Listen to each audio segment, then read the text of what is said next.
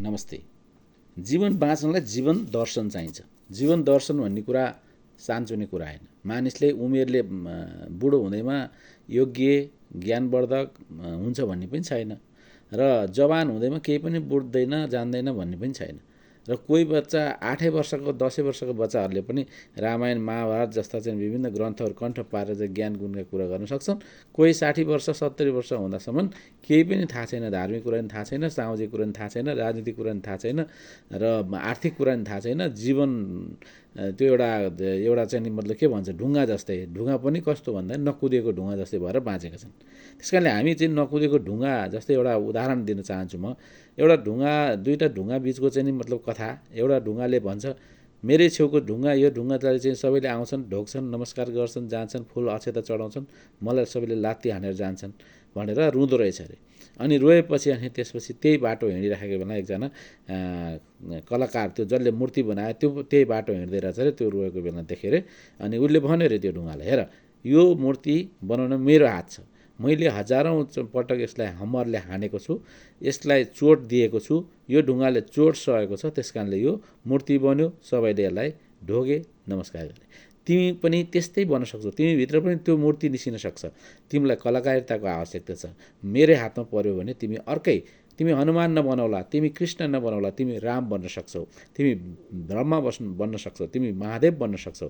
त्यस कारणले कला दिएपछि, कलाकारिता हालेपछि मात्र एउटा कला बन्छ। अनि मात्रै चाहिँ नि तिम्रो सम्मान, तिम्रो रूप चाहिँ अरूले देख्न सक्ने हुन्छ। त्यस कारणले तिमीले के गर्ने भन्दाखेरि यो पत्थर बनेर बस्ने होइन, आफूलाई चोट सहन सक्ने बन्ने, आफूले केही गर्न सक्छु भन्ने भावना बनाउन सक्ने बन्नुपर्छ। अनि मात्र एउटा चाहिँ मानिस बन्न सक्छ। हरेक मानिस चाहिँ महाकवि लक्ष्मीप्रसाद देवकोटा हुन सक्ने गुण हुन्छ, तर प्रयास गर्दैन। हरेक मान्छे सफल नेता बन्न सक्ने गुण लुकेको हुन्छ, तर ऊ प्रयास गर्दैन, त्यो सङ्घर्ष गर्न सक्दैन, त्यो कठिनाइहरू सहन सक्दैन, त्यो घाम पानी त्यो दुःख कष्टहरू झेल्न चाहँदैन। त्यस कारणले ऊ बन्दैन। अब हरेक मान्छे घर परिवार चलाउन नसकिरहेको अवस्था हुन्छ। आफूले विभिन्न किसिमको पदमा काम गरे पनि आफ्नो जीवन कसरी चलाउने भनेर थाहा पाएको हुँदैन। आफ्ना बालबच्चालाई केयर नगरेको अवस्था हुन्छ, परिवारलाई वास्ता नगरेको अवस्था हुन्छ, समाजसँग मतलब नराखेको अवस्था हुन्छ, आफन्तहरूलाई टेर्न छोडेको अवस्था हुन्छ। त्यो सबै के भन्दाखेरि जीवन बाँच्न नजानेको हो। त्यो सबै के भन्दाखेरि भविष्यमा मेरो चाहिँ नि म मरेर गएपछि मेरो कर्म कस्तो देखाउने भन्ने चाहना नभएको हो। यदि मान्छे त एउटा संयोगले जिन्दगी पाएको हुन्छ र यो जिन्दगीलाई चाहिँ हामीले कर्मले चाहिँ निर्धारण गर्नुपर्छ। भोरे मरेपछि लाने भनेको हाम्रा रुपियाँ पैसा जग्गा जमिन घर कार गाडी मोटर केही पनि होइन। हामीले के कर्म गर्छौँ त्यो कर्मलाई छोडेर जाने हो। त्यस कारणले कर्म निर्धारण आज गर्ने हो।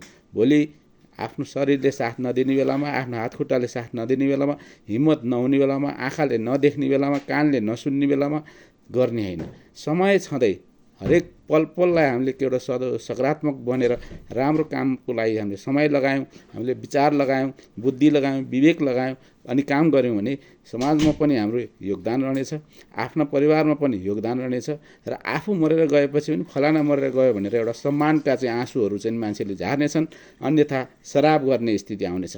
त्यस्तो स्थितिमा हामी बाँच्ने कि नबाँच्ने? मानिस भएर पनि भगवानको रूपमा बाँच्न सकेका यो संसारमा धेरै छन् र मानिस भएर जनावर जस्तै मरेको, कुकुर जस्तै मरेको र कसैले उसको लास पनि नउठाएको अवस्था पनि हामी देख्छौँ समाजमा। त्यस कारणले कस्तो बन्ने भनेर चाहिँ हामीले समयमा सोच्नु पर्यो र हाम्रो घर परिवारमा, हाम्रो चाहिँ समाजमा, हाम्रा विभिन्न अफिस कार्यालयहरूमा विभिन्न मान्छेहरू घमण्डी हुन्छन्। आफ्नो पद पायौँ भनेपछि म अब यो संसार यस्तै बित्छ मेरो, म सुखमा बाँच्छु, अब मेरो दुःखको दिन कहिले आउँदैन भनेर सोध्छ र भोलि एकैचोटि उसलाई यस्तो किसिमको चाहिँ नि आकाशबाट चाहिँ नि मतलब चाहिँ एउटा चट्याङ खस्या जस्तो चाहिँ दुःखका पहाडहरू खस्नेछन् र उसले सम्हाल्न नसकेको अवस्था आउँछ, जुन बेला ऊ आत्तिएर आत्महत्या गर्ने अवस्थामा पुग्न सक्छ। आर्थिक रूपमा उसलाई ठुलो पीडा पर्न सक्छ, सामाजिक रूपमा उसलाई ठुलो अमर्यादाको स्थिति आउन सक्छ।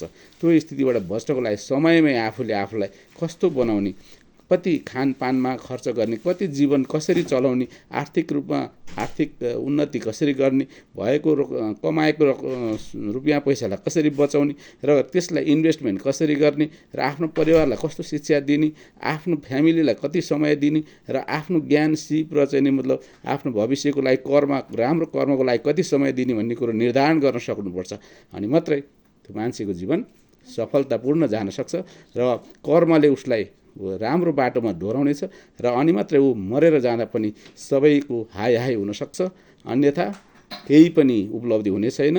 हामीलाई अरूले सम्झाएर सिकाएर पढाएर मात्रै हामी कहीँ पुग्दैनौँ। आफैले सिक्न कोसिस गर्नुपर्छ, परिवर्तन हुन कोसिस गर्नुपर्छ, सकारात्मक भएर आफूलाई आफ्नो शक्तिलाई पूर्ण रूपमा सदुपयोग गरेर अगाडि बढ्यौँ भने हाम्रा कामहरू राम्रो काममा लाग्नेछन्, हाम्रा विचारहरू सही मार्गदर्शनमा जानेछन् र हाम्रा परिवार, हाम्रा चिनजानका नातेदारहरू, हाम्रा इष्टमित्रहरू सबैले सुख पाउनेछन्, आफूले पनि सुख पाउनेछ भन्दै आजका भनाइहरू यतिमै बन्द गर्दछु।